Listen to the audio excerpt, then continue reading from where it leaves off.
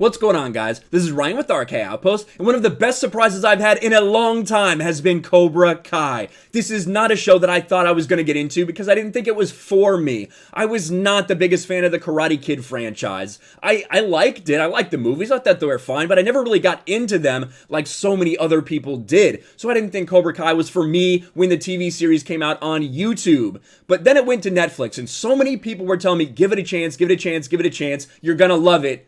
They were 100% right, and I was completely wrong. I love this show because all of the things that it does so well. It is a simple premise, yet done so perfectly. The nostalgia that they use, without using shallow member berries, is perfect, and that's what really Star Wars should have been.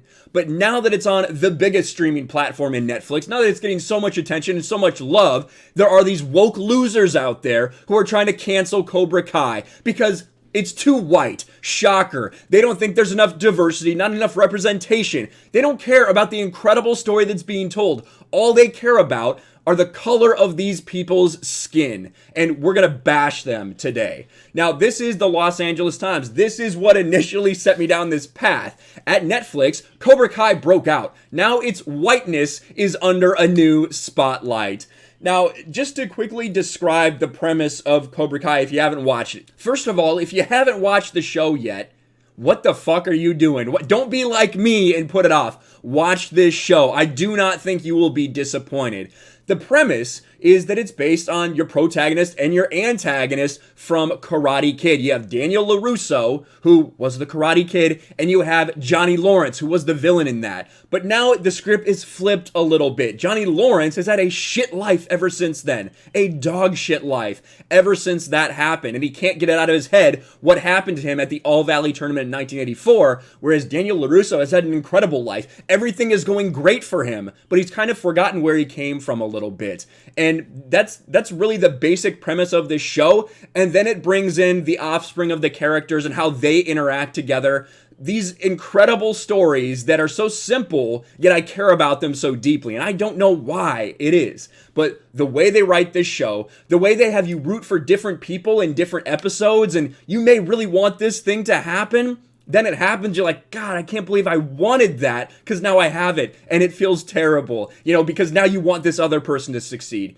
It is so well done and so masterfully crafted that that's why it gets incredible reviews from most critics and all audiences. People love this show. But for the pieces of trash at the LA Times and these other places that we'll talk about, whiteness is the real problem with Cobra Kai. Now, this is not just recently. Even when it first aired, it got a little bit of this pushback, but it was on YouTube Red. Not a lot of people had access to the platform compared to Netflix, so it got things like this. Cobra Kai and cultural appropriation from nerds of color, right? Things like that, talking about how they're appropriating Asian culture by doing so much karate in this show. They really should have more Asian representation. Shouldn't have these white people doing karate. Other things like this on IndieWire. Cobra Kai Review, Karate Kid sequel series perpetuates Orientalism while telegraphing all of its punches. Well, as we've seen, the vast majority of critics and the vast majority of audiences really do love this series because it is a great series. It is a great story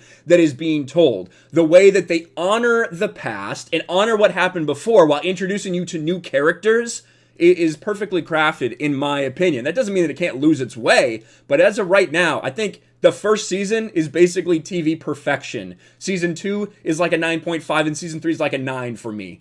Incredibly well done. But now you have this. The LA Times spends the first several paragraphs discussing all the things that are awesome about this series, right? Describing what happens, kind of a summary of it in a lot of ways, and how they bring in old people from different movies and tie them into this series so perfectly. But then the real problem comes when you talk about the color of these people's skin. Kreese's elevation, the heightened scrutiny that comes with being embraced by one of the most powerful companies in Hollywood, also underscores the fact that there are now 3 white men at the center of Cobra Kai, a franchise rooted in and deeply indebted to Eastern tradition.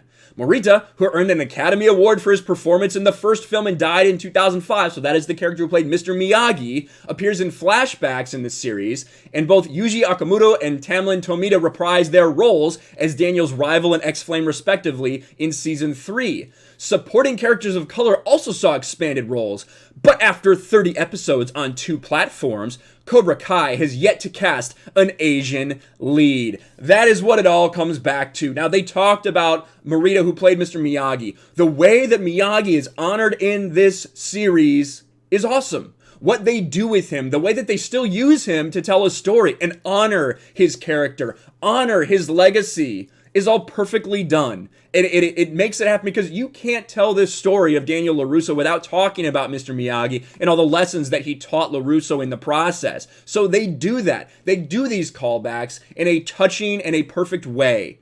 But that's not enough, right? Now you need an Asian lead character, evidently. Even though, again, this is a franchise. These are the 3 characters that were at the center of the Karate Kid movie and the reason all of this happened, right? But now you need another Asian lead, evidently? I'm not sure. Except for the Latino character of Miguel, all other people of color are outside of the main cast. So it actually doesn't show up as a diverse show in a sense. It says Ana Cristina Ramon, co-author of UCLA's annual Hollywood Diversity Report. Oh, thank God, you're doing the Lord's work, which designates leads as the top 8 credited regular actors. Across the industry, report found that white characters make up 75.9% of leads in digital scripted series like Cobra Kai. While leads were 5.9 Latinx, not even a real word, you can say Latino, it's okay. 5% were black and just 2% were Asian. A number of critics have taken notice of this about the series. Now, like they said, Miguel is one of the main characters. He is an immigrant from Ecuador, right? And Johnny Lawrence's student. You know, that's not enough, I guess. They need someone else. They need more representation. They need an Asian person to be forced into this role. Even though you pay all this homage to Mr. Miyagi, he literally went to Japan, like he said, Kimiko, his old flame from Karate Kid 2, and Chosen, the villain from Karate Kid 2, were both had a couple guest appearances throughout this season. I think they were both in 2 episodes. Imagine instead of enjoying this series for what it is, loving the fact that they are doing nostalgia perfectly right, that this is not woke. That's really the problem with this entire thing. This is not a woke TV show. In fact, it's pretty non-PC. There are some hilarious jokes from Johnny Lawrence in there talking shit about people that is just perfect. Because it is not woke humor. And honestly, this is a show that although there's some F-bombs dropped, you could realistically watch this with your kids, no problem, because it is entertainment for all ages. But that is not good enough for the LA Times. That is not good enough for these woke losers in entertainment that need to destroy everything with their forced diversity and representation and identity politics. That is what they care about, instead of the incredible story that is unfolding before their very eyes. The show's been slow to explore Daniel's own blind spots beyond a moment of clueless sushi splaining and his bewilderment that his karate chopping commercials might be seen as cultural appropriation. The thing I'd like to see them do is go beyond this suburban idyllic space, this white pocket dimension, more deeply. What if they actually did encounter people who embrace martial arts, not just to overcome bullying, but because it's part of a larger tradition that exists within people of color communities, says Jeff Yang. Thank you, Jeff Yang. Nobody gives a fuck. And this is what I'm worried about when it comes to this show, because if these people do get control, if these people put enough pressure on the writers, Heald, Hurwitz, and Schlossberg, who are writing the 4th season, who say they're well aware of the criticisms. Having made Harold and Kumar go to White Castle, we've been particularly sensitive to Asian American representation, says Schlossberg. While there are no writers of Asian descent on Cobra Kai writing staff, the trio emphasized when it comes to elements like Gojiro karate, on which Miyagi-Do style is based, and certain Japanese cultural details, they've leaned on actors like Tomita Okamoto, stunt coordinators, and original Karate Kid screenwriter Robert Mark Kamen for guidance. We would have loved if there was a Miyagi son or daughter floating around in the lineage and the canon of the movie to play with, but we inherited the story that felt like the natural continuation, where for better or worse, you're dealing with Johnny and Daniel as your protagonists. And that is the bottom fucking line. This is a story about these 2 characters primarily, and then John Kreese does get involved, right? But this is the story you're dealing with. Why do you want to force all this other nonsense? That is not who the characters are. Guess what? The characters are fucking white. That is who these characters are. They're beloved from 1984 when Karate Kid came out. It got a huge fan base because of these characters, right? And people want to see what is happening to these characters. Just because they're white doesn't mean they should get points taken off or woke points taken off by these fucking losers.